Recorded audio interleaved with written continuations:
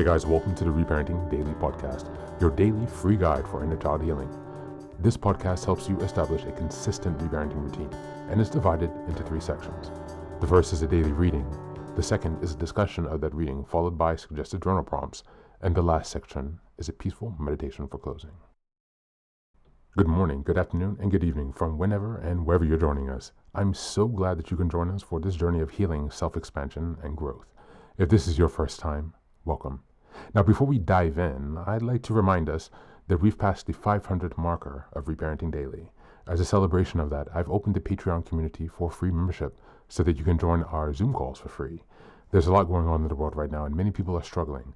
And so my hope with this is to encourage others to take up the serious work of reparenting on themselves and to offer and provide a free community where people can do that. I'd also like to personally thank all of you who have been along for the journey so far. Just as a reminder, this is a free podcast, but I do sell the Reparenting Daily Journal where you can follow us along with all the monthly and weekly themes, and where you can also join us in our free Zoom calls to reflect on the weekly themes as we make our way through the year. This is something that I've opened up for free, but you can purchase the journal if you'd like to support the podcast. You can also just copy the themes within your own journal and follow us along there. If you'd like to support us in other ways, you can also join the Patreon with a paid subscription or also donate on Buy Me a Coffee.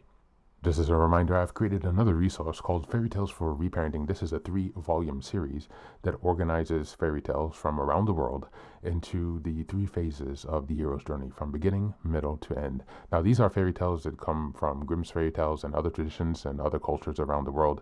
And while you might think that fairy tales are for kids, actually, these stories contain profound truths and lessons that we can use in our reparenting journey. So these books are a very simple and creative way to connect to your inner child. I'd like to send a very warm thank you to Maria, who has been helping me to edit the books since I had some difficulties in the fall and I've had some issues with my eyes.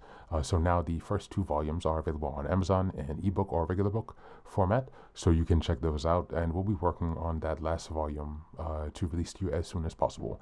But again, these stories are ways to connect with lessons that are shared across different cultures, to reconnect with your inner child, and to really teach yourself some lessons that have been carried down for centuries and millennia. As we're passing episode 550, I'd like to also turn your attention to the fact that I've changed the meditation at the end of the podcast, and so you can check that out now for a new experience of binaural beats. So this helps with binaural stimulation from the left to right ear, a bit like a replication of the EMDR experience. So I'm hoping that this can help bring you guys some relief, and we'll have other meditations coming soon as we progress with the rest of the year. So with these announcements now out of the way, let's dive into today's practice.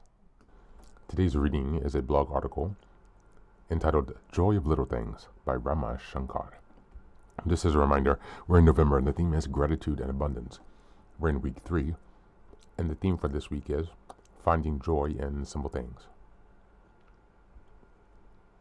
Joy of Little Things by Rama Shankar. All of us enjoy little things in life. It is these small things in life which give us joy. The source of joy is personal to each of us. Some of us feel nice getting up at dawn and feeling the pure air and fragrance of nature. For others, your best time may be at midnight, when the world sleeps, but you are at peace with yourself. Each of us has our own likes and dislikes. It's up to us to discover the little things in life which give us joy. We then need to find time to enjoy these things which give us happiness. Let me start with myself. I love going on long drives with my family and friends. I do not miss a single occasion when I can make it. I have sometimes even started a journey without deciding on my destination. It gives me joy to enjoy the journey rather than worry about the destination. Similarly, my wife likes to garden. She likes to look at each flower and plant and enjoy the smell and taste of nature. She can spend hours in the garden. The tranquility of nature gives her joy. She's a poet, and hence, nature may be giving her inspiration to write creatively. She can spend hours admiring the lily in our garden, as in the picture above, and even write a poem on it. My daughter is a voracious reader and writer. She loves to admire everything around her and can express in words, which can capture your imagination. She can write about simple things in life and make you feel special by reading her prose. Expressing herself in words is her passion, and this gives her joy. My son loves to make other people happy. He loves to laugh at himself and others and always create a lively atmosphere wherever he is. It does not matter if it's a family or a work group. The joy of enjoying the moment gives him more joy. He can enliven the most serious atmosphere with his presence and his laughter. There are some who enjoy the silence of nature, while others may feel comfortable in the chaos of the urban landscape. Each of us finds joy in something in life. Many a time we are not sure what gives us joy. As we discover the sources of joy, we tend to reinvent ourselves. I believe each of us is unique. We have our own way of finding joy around us. We neither should ape others nor be worried about what others think of our likes or dislikes. It is up to us to decide what gives us happiness in life. It is in our prerogative to pursue it relentlessly without worrying about the world around us. We have to ensure that what gives us joy is not a source of sadness for others in life. It is time to discover our own little things which give us joy in life and to enjoy it. Thank you, and that's the reading for today.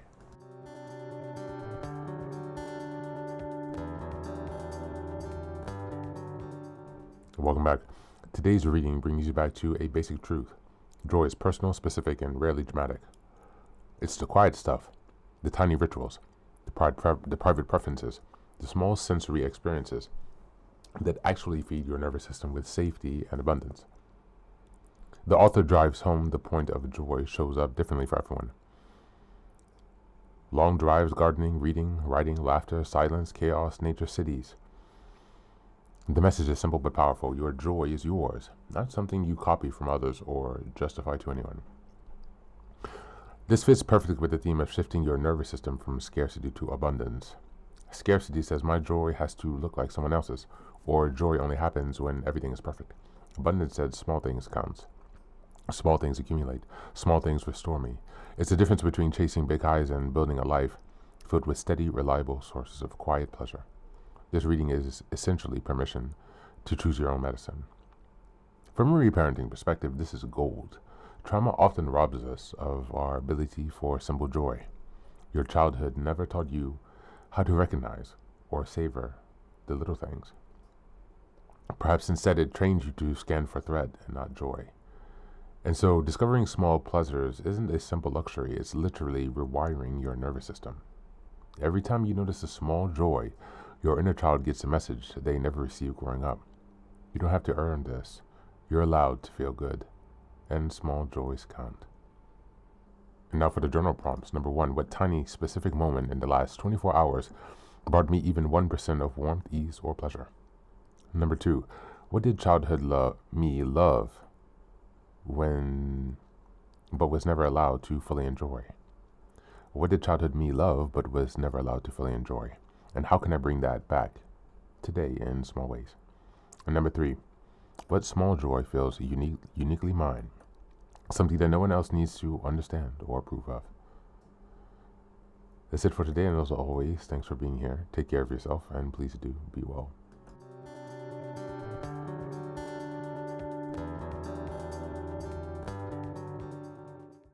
Welcome back, welcome back. Now, this is the third and final section of the daily podcast. This is your silent meditation. Please go ahead and find a space where you can be comfortable and undisturbed, where you can relax and spend some time with yourself for this 10-minute silent meditation. You can choose to be sitting, standing, lying down, or in whatever position makes you comfortable today. Take a moment to simply be with yourself. Focus on your breath and gently connect with each part of your body. If thoughts arise, don't let them overwhelm you. Just observe them without attachment. Imagine them as leaves drifting down atop a river, passing by without needing your engagement. Stay present, grounded, and open to this moment.